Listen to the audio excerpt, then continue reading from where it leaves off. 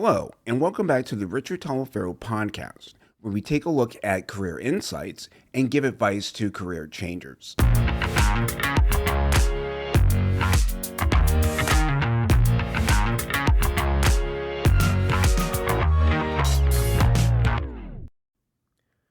don't want work that I need to recover from. If that sentence has stopped you in your tracks, you're exactly who I want to talk to today. That instinct you have and that feeling that work shouldn't require recovery is not entitlement, it's evolution. You've grown past the old story and you're ready for something better. For years, I've heard colleagues describe themselves as recovering journalists, and I'll be honest, that's never sat right with me. I want to share why that matters for you, and more importantly, what you can actually do about it. And look, I get it. The work is grueling, and the stress can be crushing. But we've accepted this idea that exhaustion is the price of excellence, that the only way to do meaningful work is to burn ourselves down completely, then somehow rise again the next morning. I lived that way for 26 years. The late night Slack messages, the Sunday calls that shattered any hope of a restful weekend, and that low grade anxiety that never quite left my body. But here's the truth that we rarely admit: we created this culture, which means, and this is crucial for you to understand, we can also reimagine it. Think about this for a moment. In some fields, people understand that intensity has seasons, that recovery isn't weakness, it's strategy. They build in real breaks, real boundaries, and real sustainability. They're having serious conversations about integration and balance. But in mission driven work, in spaces where we believe we're serving something bigger, we just recover constantly, like being on a hamster wheel that never stops spinning. Maybe you know exactly what I'm talking about, and maybe you're living that right now. That cycle of push, crash, recover, repeat, where recovery isn't restoration, it's barely getting back to baseline before the next wave hits. I think we've confused dedication with destruction, and that confusion is costing you more than you realize. Let me tell you about Adrian Wojnarowski. When he walked away from ESPN, from millions of dollars at the pinnacle of sports journalism, the industry was shocked. But those of us who've lived in high pressure environments understood immediately what was happening. His departure letter contained 5 words worth pondering: time isn't in endless supply. Think about that for a moment. Here's someone at the absolute peak of their profession, with unmatched access and influence, saying, "This isn't sustainable. This isn't how I want to spend my remaining years." What Woj understood, and what I want you to understand, is that having a calling doesn't mean accepting any terms.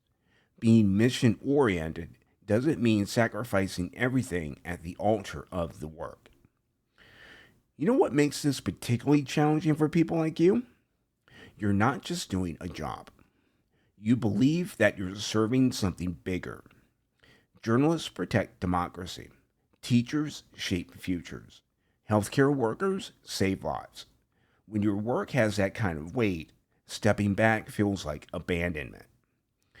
But I need you to consider this. What if sustainability is actually part of your mission? What if the best way to serve your calling is to ensure that you can do it for decades and not just years? What if the real sacrifice isn't your health, but your ego, that part that needs to be the hero who never rests? The people I coach often struggle with guilt when they consider leaving demanding roles. They tell me, "But this is important work, and people depend on me."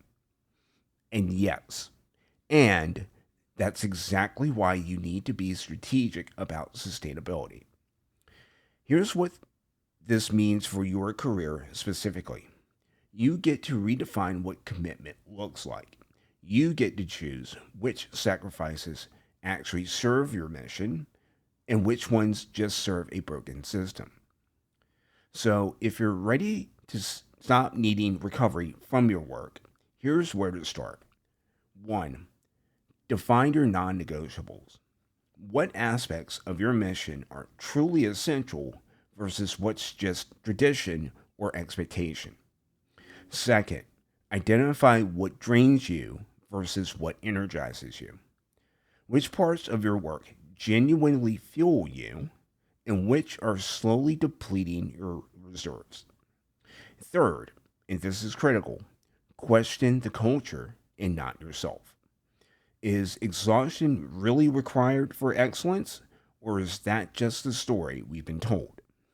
Remember, you're not abandoning your calling by seeking sustainability, you're making sure that you can answer it for years to come. You've got more options than you think, and your skills are more transferable than you realize. Your mission can be pursued in ways you haven't yet imagined. The question isn't whether meaningful work requires suffering. The question is whether you're ready to prove that it doesn't. Now, I want to leave you with something to think about. What's one aspect of your work that exhausts you the most? And what would it look like to transform or even eliminate it? So, if this resonated with you, I'd love to continue the conversation.